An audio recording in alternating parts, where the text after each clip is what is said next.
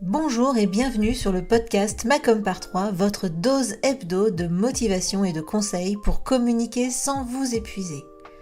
Je suis Hélène Gazul et je suis experte en visibilité pour les solopreneurs.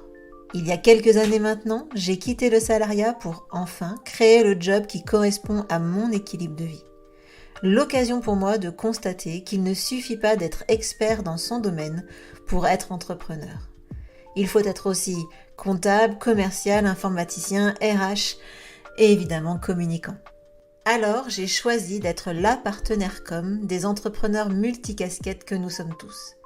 À travers ce podcast et mes accompagnements, je vous partage mes conseils et mon expérience pour vous aider à communiquer simplement sans vous épuiser. Mais plus que tout, mon objectif est que vous passiez à l'action. Les conseils inapplicables et les to-do list sans fin, très peu pour moi. Si vous aimez ce podcast, pensez à le partager autour de vous et à laisser 5 étoiles sur votre plateforme d'écoute préférée. Et pour ne rien manquer, pensez à vous abonner au podcast. En attendant, je vous souhaite une bonne écoute. Bonjour, bienvenue dans l'épisode 119 du podcast Macom par 3. L'épisode prochain, la semaine prochaine, ce sera officiellement les 2 ans du podcast. Mais en attendant, revenons-en à cet épisode dans lequel on va aborder le livre, la rédaction d'un livre avec Véronique Plouvier, qui est une autrice elle-même, au service des auteurs qui veulent, des entrepreneurs qui veulent écrire leur propre livre. On a eu un échange vraiment super intéressant. Si tu te demandes si tu dois écrire un livre, si tu peux écrire un livre, pourquoi tu devrais écrire un livre et quels sont aussi les aléas que tu peux rencontrer en écrivant ce fameux livre, cet épisode, il est pour toi. Autant te dire que j'ai fini ma causerie avec Véronique avec tout simplement l'envie d'écrire un livre. Alors, j'espère que cet épisode te plaira. Évidemment, s'il te plaît, laisse-moi un petit commentaire, un petit message ici sur ta plateforme d'écoute préférée. Mais sinon, tu peux aussi venir me voir sur Instagram pour me laisser un petit message en message privé. Ça me fera évidemment énormément plaisir. En attendant, je laisse la place à notre échange et je te souhaite une excellente écoute.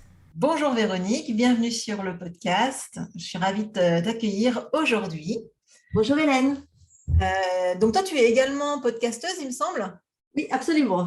J'en profite pour citer le nom de mon podcast.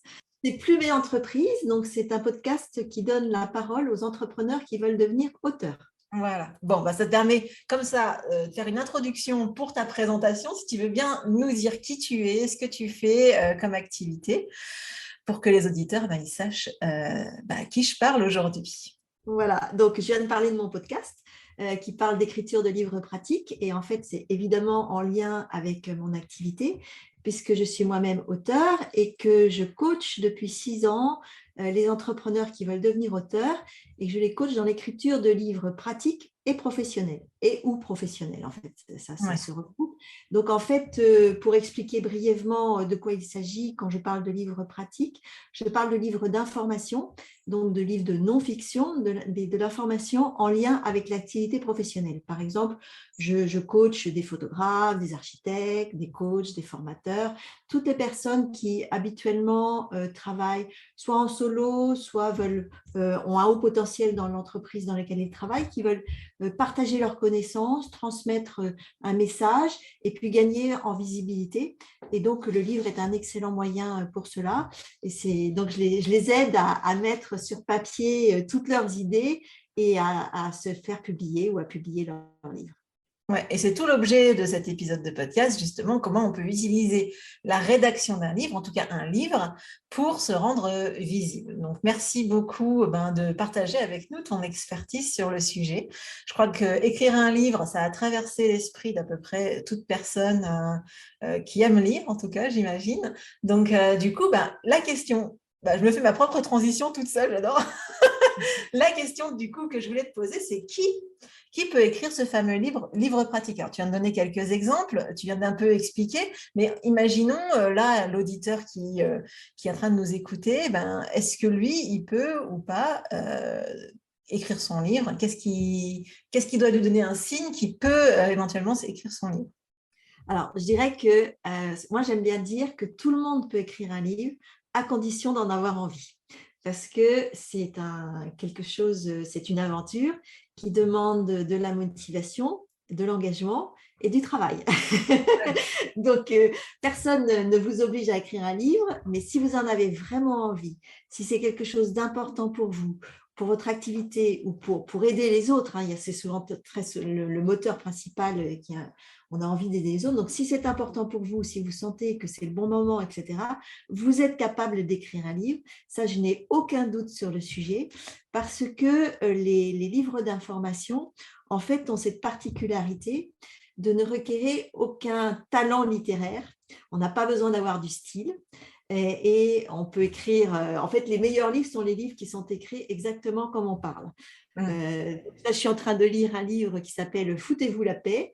Et en fait, on entend l'auteur qui parle, enfin, on a l'impression de l'avoir en face de soi parce que c'est vraiment du langage parlé. Donc, on n'a pas besoin d'avoir de style. Si on sait parler à des clients, si on sait parler à des coachs, etc., des élèves, des prospects, on sait écrire un livre. Donc, ça, c'est vraiment la première chose. Donc, pas besoin d'avoir du style et pas besoin d'avoir d'inspiration. On n'est pas du tout dans le romanesque, on n'a pas besoin d'inventer, on est dans de la matière on fréquente, enfin pas qu'on fréquente, mais la matière qu'on utilise tous les jours. Hein. Toi dans ton métier, moi dans mon métier, je parle de livres, d'écriture tous les jours, je n'ai pas besoin d'aller chercher de l'inspiration ailleurs. Donc, en fait, une fois qu'on a cette réassurance de se dire je n'ai pas besoin d'inspiration, je n'ai pas besoin d'avoir un style particulier, si j'ai vraiment envie d'écrire un livre, il faut se lancer parce que tout le monde est capable de le faire. Ouais, et quel que soit le type d'activité, du coup, tout à l'heure tu disais ça allait de photographe à coach, formateur, quel que soit le type d'activité, on peut écrire un livre. Absolument. En 6 ans, j'ai eu vraiment des profils très divers. Alors, j'ai beaucoup de coachs et de formateurs, de consultants, c'est vrai. Mais j'ai aussi des professions. J'ai eu des conservateurs de musées, j'ai eu des infirmiers. Enfin, tous les profils sont possibles à condition qu'on ait quelque chose à partager et qu'on ait les outils, les moyens, le savoir-faire, le savoir-être pour aider le lecteur à résoudre une problématique. En fait, le but d'un livre pratique, c'est d'aider les gens, de les faire passer d'un point A, où ils ont une problématique, une difficulté, une envie, un besoin, à un point B, où on va résoudre ce problème, où on va leur donner les clés d'accéder à ce qu'ils désirent. Donc, à partir du moment où on a cela, eh bien, on a un message à transmettre et donc, tout le monde peut écrire un livre absolument. Bien. Bon alors, du coup, tu as un peu parlé du type Ça a de l'air de te formation. surprendre, Non, non, non? non, mais pas du tout. Je t'écoute religieusement parce que c'est quelque chose qui m'intéresse. Je dois t'avouer qu'autour de moi, je vois beaucoup de gens qui écrivent leurs livres et très sincèrement, je me demande ce qu'ils y mettent. Donc, du coup, je t'écoute vraiment parce que je trouve ça très intéressant et notamment toute cette partie sur le livre pratique parce que c'est déjà, moi, le terme, je l'ai découvert avec toi pendant notre rendez-vous pour Oui. préparer le podcast et je ne connaissais pas du tout. Donc, tu viens d'en dire quelques mots. Est-ce qu'il y a des choses vraiment, des règles très spécifiques par rapport aux autres livres? Donc, j'imagine que quand on est entrepreneur, voilà, on écrit des livres pratiques, on ne va pas écrire Quoique, on pourrait peut-être faire une sorte de roman qui passe des messages, j'en sais rien, mais en tout Alors, cas… on peut écrire ce que l'on veut. Moi, j'ai quelquefois des clients qui veulent écrire des romans initiatiques, en fait, qui sont dans les domaines de développement personnel et qui veulent, par exemple, écrire des romans initiatiques. Alors, d'une part, je ne suis pas capable de les aider parce que c'est vraiment un genre très spécifique et c'est quelque chose de très difficile à écrire. Ce n'est pas parce qu'on lit Laurent Gounel et qu'on se dit c'est super simple, je suis sûre que je peux faire la même chose, qu'on en est capable. C'est ce qui paraît simple et en fait quelquefois extrêmement compliqué. Donc moi je ne suis pas sur ce domaine-là, je suis vraiment sur l'information pratique. Donc ce sont des livres qui sont faciles à écrire comme je le disais, donc il n'y a pas de souci là-dessus.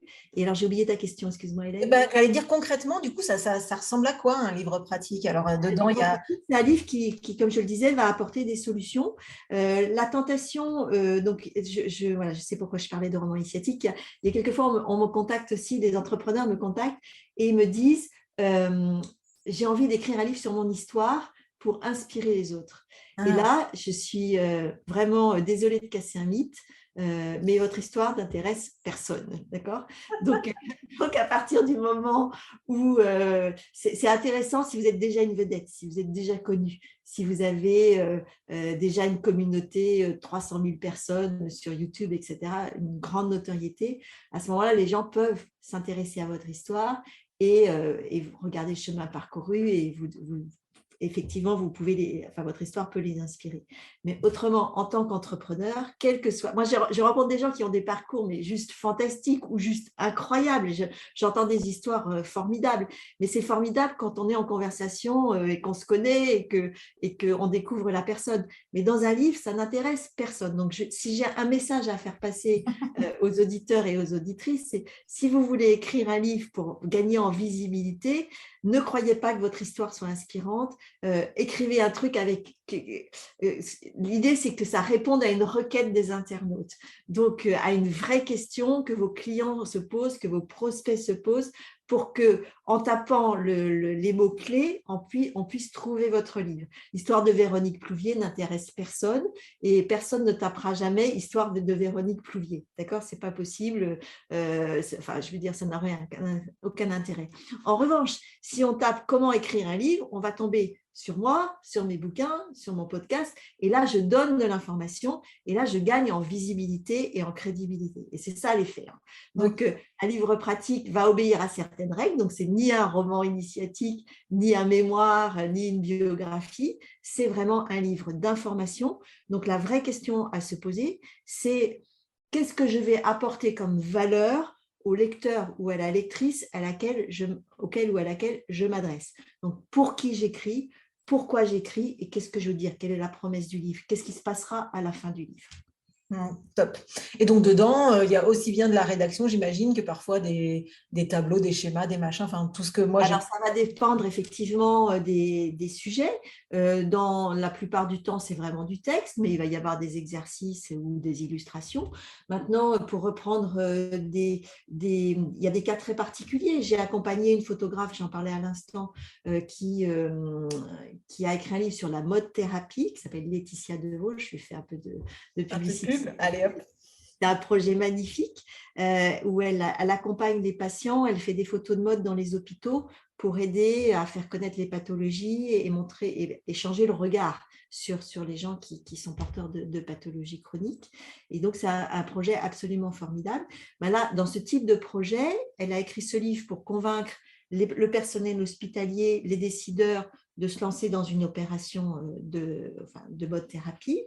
Et il est évident que quand on veut convaincre quelqu'un, il faut montrer les résultats. Donc, il y a beaucoup de photos dans son livre pour montrer ce qu'on peut faire durant ces séances. Et j'ai un autre exemple d'un autre client, je refais encore un peu de pub, Guillaume Millot, qui a écrit un livre qui s'appelle « Réhabiliter son bien immobilier ». Mais là, en fait, quand il va expliquer une méthode pour réhabiliter des bâtiments, il y a il y a une démarche qui est logique, comme d'aller au cadastre, ça va. Et donc là, effectivement, il y a beaucoup d'exemples pour montrer sur les documents officiels comment lire les cartes, que regarder, quels sont les indicateurs, etc. Et donc là, c'est vraiment des exemples. Donc effectivement, on met ce qu'on veut à condition que cela soit pertinent avec la thématique et que ça soit utile au lecteur. Faire des pages pour faire des pages, ça ne marche pas. Il faut vraiment qu'il y ait une valeur, que ça serve à quelque chose en fait. D'ailleurs, tu parles de pages. Du coup, c'est gros, c'est pas gros, c'est comment? Là aussi, on fait comme on veut. En fait, on fait comme on veut dans la mesure où l'idée, ce n'est pas d'écrire un livre de 300 pages quand le message pourrait tenir en 150 pages. Les gens qui écrivent pour remplir, en fait, le lecteur, il n'est pas dupe. Hein. Quand on écrit pour ne rien dire, ça se voit au bout de 10 pages. On se dit, qu'est-ce que c'est que ce blabla?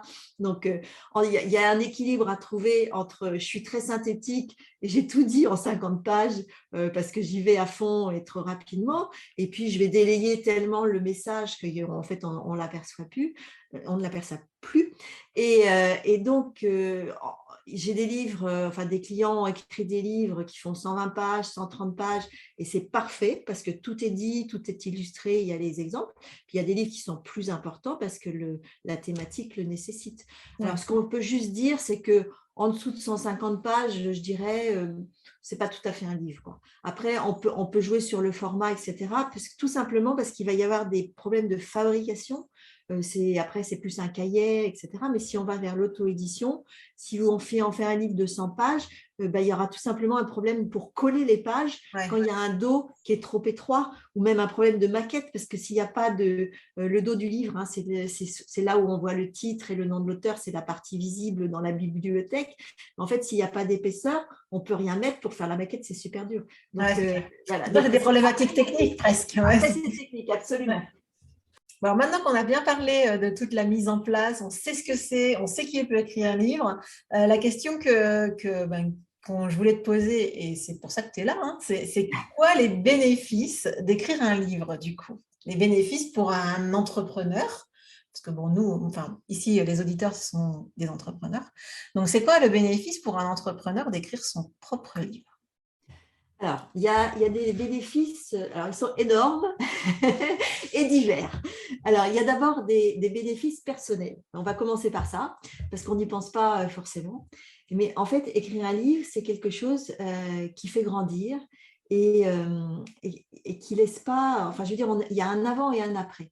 Le fait de faire quelque chose qu'on n'a jamais fait, le fait de le réussir, le fait de sortir de sa zone de confort, le fait d'adopter une autre posture en devenant auteur, en fait, c'est quelque chose qui apporte énormément. Et donc, déjà, personnellement, même s'il y a 3 lecteurs au bout du compte, ce n'est pas grave.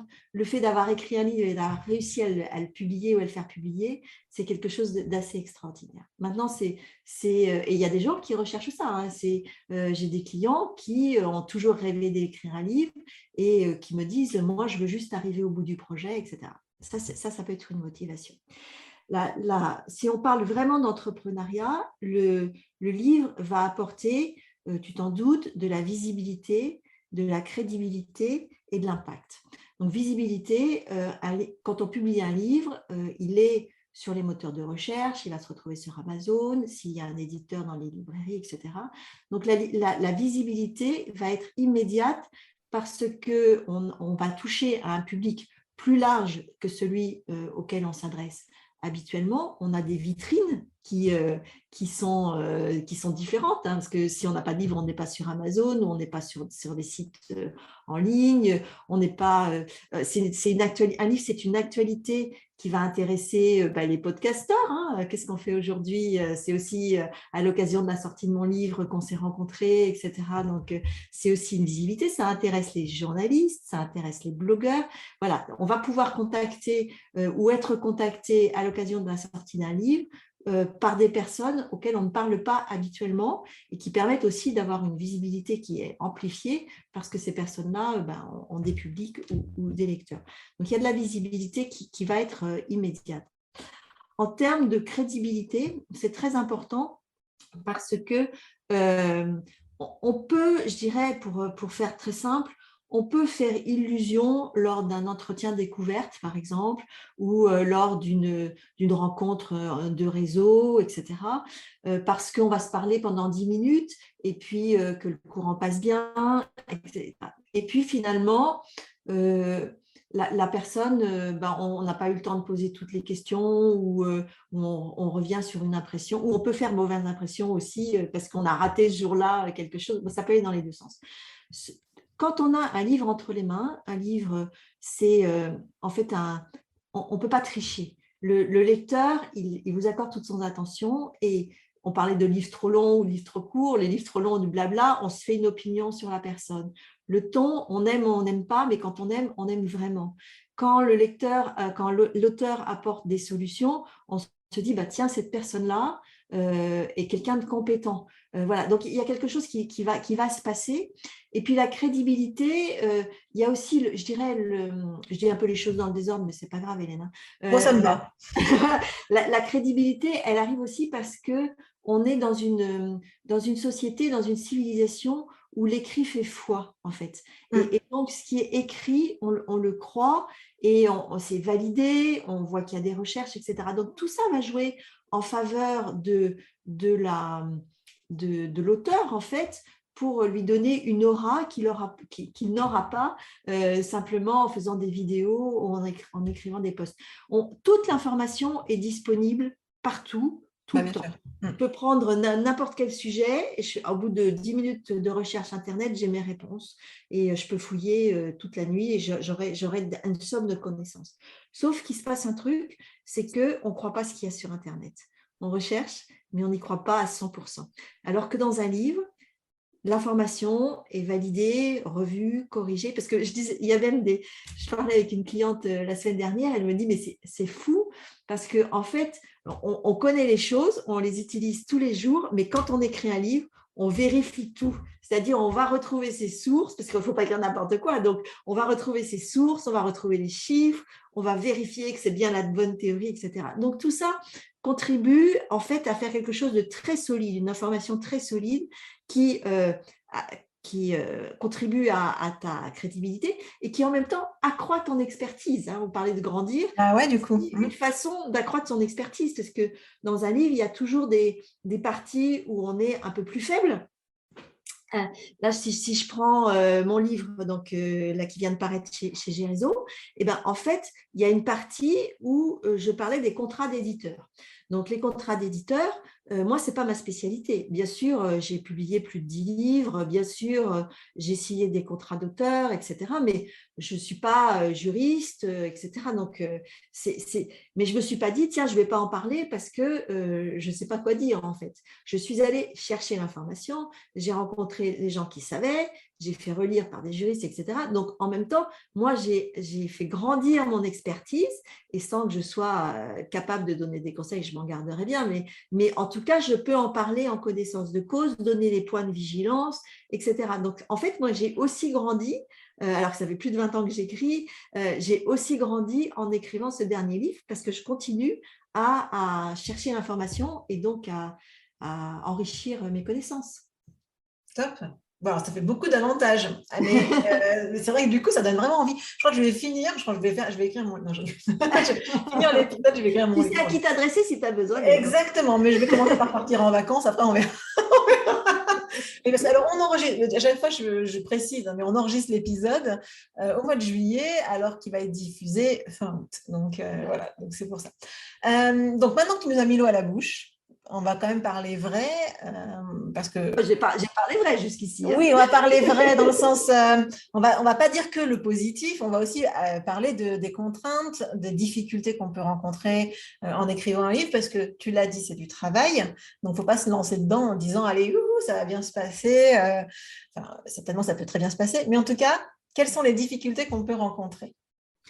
Alors, déjà, c'est un engagement de plusieurs mois. Donc, je dirais que c'est important d'être motivé, hein, de savoir vraiment pourquoi on veut écrire le livre. Si c'est juste je vais écrire un livre, on a peu de chances d'y arriver parce que ça demande vraiment plusieurs centaines d'heures de travail. Il ne faut pas non plus se mentir. Donc, être vraiment motivé, ça va être la première chose. Ensuite, et donc décider si c'est le bon moment ou pas. Parce que est-ce que j'ai du temps à consacrer à mon livre un petit peu tous les jours? Alors moi, je dis toujours, tous mes clients sont des professionnels. Donc, c'est des gens qui n'ont pas des centaines, enfin, qui n'ont pas un mois et demi à consacrer à l'écriture de leur livre d'affilée ou qui vont écrire pendant leurs vacances, etc. C'est tous des gens qui ont des business à faire tourner, des clients à prospecter, etc. Donc, le livre doit s'inscrire dans leur emploi du temps et ne doit pas être une pression supplémentaire.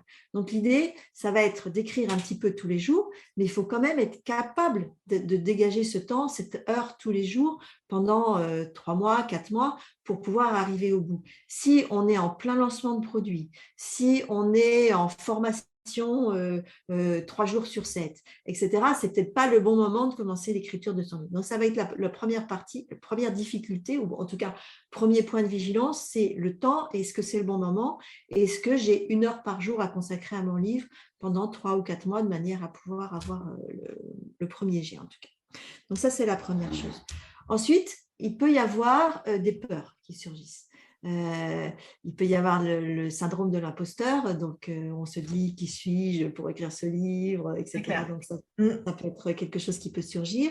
Il peut surgir la peur de ne pas y arriver, la peur de devenir visible, parce qu'on peut avoir envie d'écrire un livre pour devenir visible et avoir peur malgré tout de devoir montrer ce qu'on sait, montrer voilà, l'étendue de ses connaissances et d'être jugé là-dessus. Donc ça peut aussi faire peur. Donc il peut y avoir des peurs qui peuvent survenir. Des difficultés d'écriture, je dirais qu'il n'y en a pas trop, parce que d'abord les gens qui décident d'écrire un livre, c'est des gens qui aiment écrire, généralement. Moi, j'ai encore jamais eu de clients qui me disaient je voudrais écrire un livre, mais en fait, je déteste écrire. Ça, bon, ça j'ai encore jamais eu. C'est original, Mais ceci dit. même là, je dirais qu'il y a des solutions parce qu'on peut enregistrer son livre. Donc il n'y a pas vraiment de souci par rapport à ça. Mais je dirais que globalement, les gens qui écrivent des livres sont des gens qui aiment écrire et qui, comme je le disais, dans ce type de livre, il n'y a pas de difficulté majeure. À partir du moment où il y a quelques points de vigilance sur la longueur des phrases, sur les enchaînements, etc. Mais ce n'est pas des difficultés majeures. Et puis après, oui, non, il n'y a pas vraiment de difficultés, à part peut-être des difficultés psychologiques qui peuvent surgir.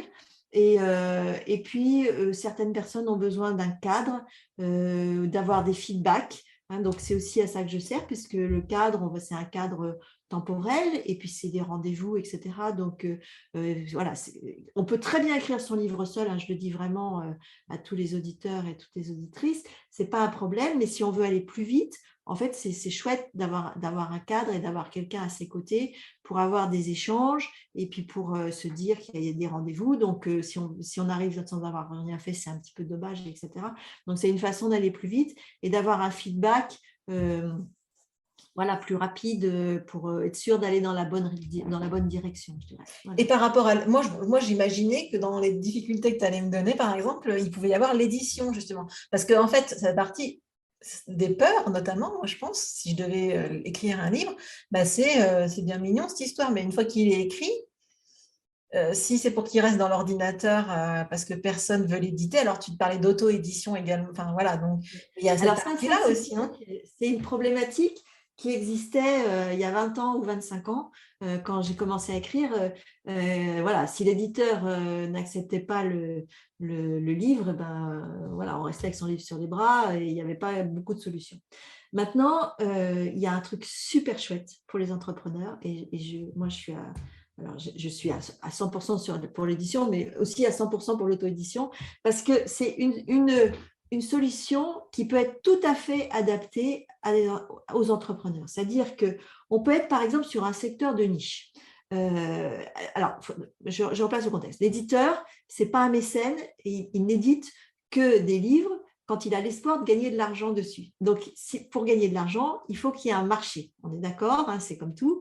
Donc, s'il y a un marché, il va s'intéresser au sujet et regarder la qualité du livre, etc., dire oui ou dire non. Mais en tout cas, s'il n'y a pas de marché, il ne s'intéressera pas du tout. Et quelquefois, quand on est entrepreneur, on est sur des marchés qui sont des marchés de niche, qui fonctionnent très, très bien pour nous. On a des clients, il n'y a pas de souci, sauf que il n'y a pas le marché suffisant pour intéresser un éditeur. Donc ça, c'est la première chose. Ensuite, l'auto-édition pour un entrepreneur, c'est quelque chose qui va lui permettre de garder la main sur l'ensemble de son projet, en termes de calendrier, en termes de décision, en termes de contenu, en termes de choix du titre, en termes de tout ce qu'il veut. Il est son propre éditeur, donc il décide de tout. Il n'y a plus aucune contrainte de collection, de délai de parution, de droit d'auteur à céder, à pas céder, etc. Donc, très souvent, l'auto-édition est la solution pour démarrer, avoir un premier livre. Et je précise vraiment que ce n'est pas un pis-aller. Ce n'est pas une solution de secours pour les gens qui n'ont pas trouvé d'éditeur. Ça peut être un choix tout à fait volontaire, assumé, qui répond à aux objectifs de l'auteur. Et donc, c'est vraiment une opportunité formidable voilà, ça dépend de où on en est dans son activité, ce qu'on veut faire, etc. Donc ça, il faut réfléchir effectivement. Mais à partir du moment où on sait qu'on a une solution qui existe, qui est peu onéreuse, voire gratuite pour les entrepreneurs, moi, je trouve ça juste génial. Ouais, c'est clair. Et tu vois, je suis en train d'y réfléchir. Alors, ça va avec ma question. C'est rigolo parce que les choses s'enchaînent. La question suivante, c'était comment on peut utiliser le livre pour développer son activité. Mais avant que je te pose cette question, ça m'a fait penser que pendant que tu parlais de tout ça, l'auto-édition, etc., je me suis imaginée en train de... Parce que moi, j'ai le cerveau qui a carburé entre-temps. Je me suis imaginée en train d'auto-éditer mon livre, qui soit stocké dans le coin de mon bureau. Et je me suis dit, en fait, ce qui serait presque chouette, ce qu'il est possible de faire avec un livre, par exemple, c'est pour les gens qui font de la formation en ligne, etc. Parfois, on a envie d'envoyer un petit cadeau aux personnes qui ont acheté. Et ben, ça peut être une version bouquin, une version livre pratique de la formation, par exemple, qu'on pourrait envoyer à ses clients, par exemple. Ça peut être un support de formation, ça peut être un cadeau, ça peut être tout ce que tu veux. En tout cas, la valeur perçue d'un livre, quand on reçoit un livre, on est toujours content et on ne le jette pas. Et Non. moi, j'ai des livres, alors je suis chez des éditeurs, mais j'ai des livres auto-publiés, en fait, que j'utilise comme carte de visite lorsque je fais du réseautage. C'est-à-dire que quand je rencontre des entrepreneurs, je vais parler de ce que je fais évidemment. Et quand je vois que, alors je ne le donne pas à tout le monde évidemment, mais quand je vois qu'une personne est intéressée, est potentiellement un client qu'on peut peut-être échanger davantage, en fait, je vais lui offrir, j'ai toujours des livres dans mon sac, et je vais lui offrir ce bouquin qui est vraiment fait exprès pour le réseautage. Je lui offre. Et donc, c'est quand même une super carte de visite dans ces réunions professionnelles où on change de table. Enfin, je ne sais pas si tu connais les réseaux, mais quelquefois, on change de table toutes les 10 minutes, etc. Bon, tout le monde se distribue des cartes de visite. C'est chouette, mais qui regarde vraiment les cartes de visite une fois qu'on est rentré chez soi? Alors que quand les gens repartent avec un livre, je peux vous dire qu'ils se souviennent de vous, qu'ils vont lire le livre, qui vont le garder, qui vont le laisser sur votre bureau. Donc, en termes de marketing, leurs yeux vont se poser dessus 3 fois par jour, etc. Et on dit qu'un livre a 3 lecteurs. Donc, en fait, en donnant un livre à une personne, vous touchez 3 personnes, potentiellement 3 personnes.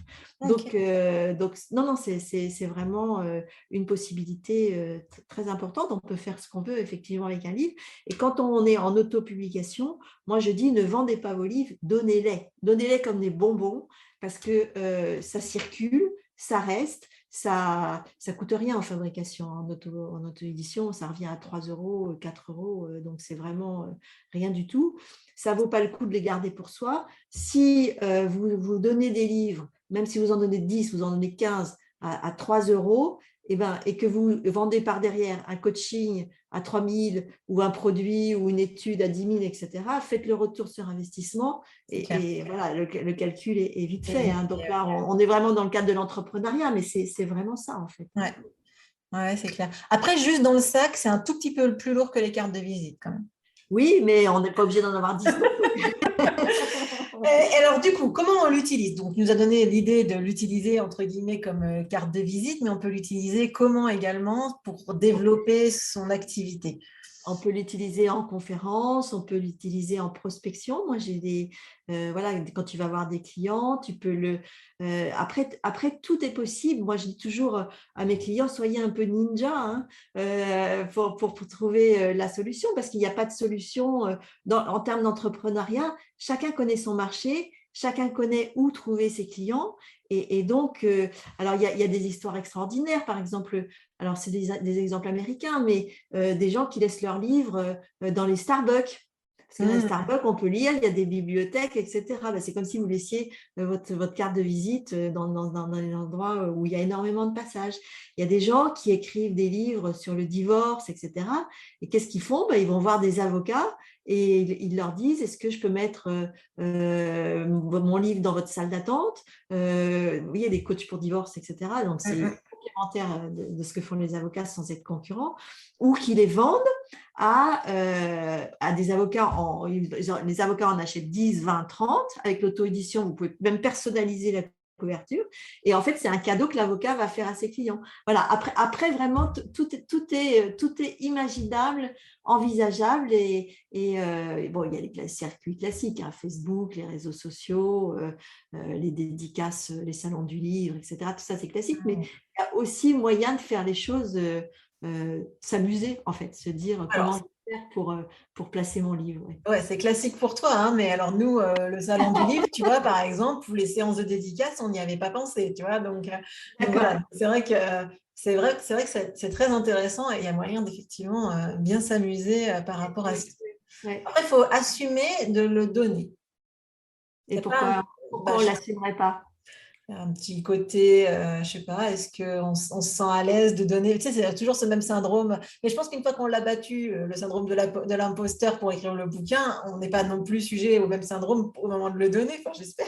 Bah non, on est content, c'est un accomplissement. Et puis il faut avoir un mindset d'entrepreneur, hein. On n'écrit pas non plus un livre pour écrire un livre, on écrit un livre pour quelque chose. Ouais, c'est clair.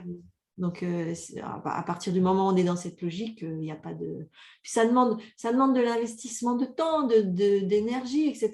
Donc, il faut aller au bout du process, sinon ça ne sert à rien. Quelqu'un me disait, c'était un de mes premiers, non, c'était mon deuxième livre. Le premier, je l'ai écrit sans problème. Le deuxième, j'ai un peu galéré. Et j'avais échangé avec une autrice très connue et elle m'avait dit, en fait, le livre, c'est comme un marathon. Tant que tu n'as pas passé la ligne d'arrivée, si tu t'arrêtes 10 mètres avant, en fait, c'est comme si tu n'avais pas couru le marathon. Il faut vraiment passer la ligne d'arrivée. Donc, voilà, une fois que la publication du livre, on n'est pas encore tout à fait sur la ligne d'arrivée. Il faut aussi le publier et le commercialiser ou en tout cas en faire quelque chose Distribuer en tout cas. pour dire qu'on a couru le marathon. C'est vrai. Voilà. C'est vrai. Parce que si c'est pour avoir les cartons de bouquins chez Ça soi, ne sert à rien, c'est très déprimant. j'imagine, effectivement. J'imagine. Mais tu as parlé un petit peu en disant voilà, ça nécessitait un investissement, que c'était un peu fatigant, etc. Enfin, Pas fatigant, mais il faut s'attendre à ça demande de travailler. l'énergie. Voilà. T'as dit, ça Les demande de gens qui vous l'énergie. disent écrire un livre en un week-end, moi je vous dis c'est pas vrai, ou alors c'est un livre qui est pas un livre de qualité. Voilà. Alors ce qui se passe, c'est que étant édité chez des éditeurs, j'ai cette exigence de qualité. Alors ça c'est vrai, après chacun fonctionne C'est mieux selon autant les qu'à faire. voilà. Mais je me dis, tant qu'à écrire un livre, autant en être fier et puis apporter du contenu. Et voilà, donc moi, je ne travaille qu'avec des personnes qui souhaitent écrire un livre de qualité avec une vraie envie voilà, d'apporter de la valeur pour eux, pour les lecteurs, pour leur entreprise, etc. Il faut être fier. Peut-être qu'on n'écrit qu'un seul livre dans sa vie, donc autant être fier. C'est clair, c'est clair. Donc, malgré tout, même si ça nous demande un peu d'énergie, etc., est-ce qu'il y a des astuces, des choses qu'on peut faire pour éviter de s'épuiser ou de bouffer toute son énergie? Tu disais, on n'a pas que ça à faire quand on est entrepreneur, on fait plein d'autres choses également que la com et donc que d'écrire un livre. Quels seraient les conseils que tu donnerais pour que ce soit le moins fatigant ou le moins énergivore possible? Alors, les conseils que je vais donner, c'est des conseils pour mettre toutes les chances de succès de son côté. Je dirais, je le formulerai de cette façon-là. Écrire un livre, ça commence bien avant le fait de prendre un stylo et un papier ou d'ouvrir un fichier sur son ordinateur. Écrire un livre, ça se prépare. Et donc, il y a toute cette phase de préparation à laquelle on ne pense pas forcément quand on n'a jamais fait, mais qui va en fait faire que le livre sera un succès ou pas. Un succès pour ce qu'on souhaite. Hein. Je parle d'écrire un best-seller, mais pour ce qu'on souhaite. Pour arriver au bout d'un projet, en fait, il faut le préparer. On, le, les analogies sont faciles. Hein. Si je te dis on part à Marseille, voilà, et ben on va regarder l'état des routes, les embouteillages, ou on va regarder si on a fait le plein, voilà, on veut regarder à quelle heure on va arriver, on va s'organiser pour arriver en temps et en heure à Marseille. Si on part le nez au vent, et on va tomber sur des déviations, des embouteillages, on n'aura plus d'essence, on ne sait plus où on va aller, on n'arrivera jamais à l'heure. Donc, c'est exactement la même chose. Donc, la préparation, c'est très, très importante. Et la préparation, c'est de se dire, voilà, comme je le disais tout à l'heure, pour qui j'écris, pourquoi j'écris et quelle est la thématique, l'angle qui va apporter le plus de valeur à mes lecteurs et à mes lectrices. Donc ça, c'est déjà très important. Donc, ne pas, et j'ajouterais, qu'est-ce que je veux faire du livre? Parce qu'un livre, pour être support d'une formation, ce n'est pas la même chose qu'un livre que tu veux mettre en librairie, ce n'est pas la même chose qu'un livre pour laisser une trace, ce n'est pas la même chose qu'un livre pour convaincre des investisseurs, etc. Il y a vraiment il faut réfléchir au positionnement du livre, au style du livre, à ce que tu veux mettre dedans, voilà, et à ce que tu veux obtenir, toi, du livre. Donc ça, c'est la première chose, c'est le premier point qui est hyper important. Et ensuite, je dirais que l'autre élément qui va vous permettre d'aller au bout du projet, c'est la régularité. Donc la régularité, ce n'est pas écrire 8 heures par jour, c'est écrire un petit peu, mais tous les jours. Enfin, le temps que le livre soit écrit, hein. Évidemment, donc ça dure 3-4 mois, mais pour s'imprégner du sujet, pour ne pas avoir à relire tout ce qu'on a relu. Si vous écrivez une fois tous les 15 jours, vous ne savez plus où vous en êtes. Tandis que si vous écrivez tous les jours, même un petit peu, vous restez baigné là-dedans, vous continuez à y penser à bas bruit dans la journée, les choses se font doucement, mais sûrement. Il y a un exemple, un calcul très simple que j'aime bien donner, c'est que, en fait, un livre de 150 pages, ça fait 45 000 mots environ. Donc, 45 quoi 1000 mots 45 000 mots environ. Donc, si tu écris 500 mots par jour, c'est un petit article de blog, c'est un long mail, ce n'est pas un truc insurmontable. Je suis sûre que tout le monde écrit 500 mots par jour. Donc, si vous écrivez 500 mots par jour sur un sujet qui vous passionne, je vous le rappelle, donc 500 mots par jour, et ben, en fait, en 100 jours, le livre est écrit. Oui, finalement. Bah oui, donc je suis même en train de me dire ça fait 450 mots par jour. Mais voilà, donc le livre est écrit. Donc c'est pas insurmontable. Enfin, je veux dire, on peut se dire 450 mots par jour, je peux le faire. Ça, je pense que c'est pas quelque chose qui fait peur. Et donc c'est cette régularité qui va faire qu'on arrive très facilement, très progressivement et sans effort qu'on pourrait pas fournir en fait, hein, à la fin du manuscrit, et donc que le livre s'écrit peut-être pas tout seul, mais en tout cas avec plaisir. Avec plaisir et progressivement.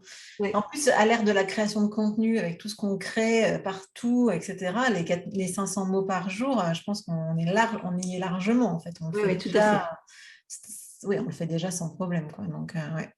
Bon, c'est très intéressant. Merci beaucoup pour tous ces échanges. Et alors, imaginons, pour ceux qui ont décidé, suite à l'épisode, en écoutant tout ça, qui se sont dit, mais moi aussi, je veux écrire un livre, il faut que j'appelle Véronique. Comment on fait pour travailler avec toi? Comment on peut découvrir ce que tu fais, etc. Alors, tu as parlé de ton livre, peut-être nous redonner le titre. Alors, voilà. Donc, pour ceux qui veulent me découvrir par le biais d'un livre et avoir déjà beaucoup d'astuces et de conseils validés par l'expérience, j'insiste, avec des exercices, etc. Donc, le livre s'appelle « Écrire et publier un livre professionnel ». S'organiser, construire, écrire, relire et trouver un éditeur. Donc, c'est chez Gérézo. C'est dur à dire, Gérézo, et il est disponible en librairie et sur Amazon. Et pour ceux qui voudraient savoir un peu plus comment j'accompagne les auteurs en one-to-one, donc sur 6 mois pour arriver à la publication du livre, à ce moment-là, il y a mon site qui s'appelle véroniqueplouvier.com avec un formulaire de contact.